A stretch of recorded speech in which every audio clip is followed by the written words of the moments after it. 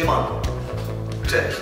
Robimy bibę w Achimsie. Słuchajcie, no to jest premierowa akcja, dlatego że po prostu w takim zestawieniu to mnie jeszcze nie było.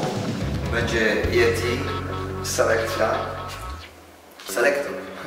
Będzie wypuszczał dużo różnych dobrych dźwięków, a ja będę tego nawijał. Zrobimy sound system tutaj w Achimsie, dlatego że Achimsa leży przy ulicy Świętego Antoniego, a w piątek, 16 września, jest święto tejże ulicy i my to do 21 będziemy rozkręcać sound system. Będzie dużo dobrego jedzenia, dobre napitki i naprawdę dużo basu. Przychodźcie.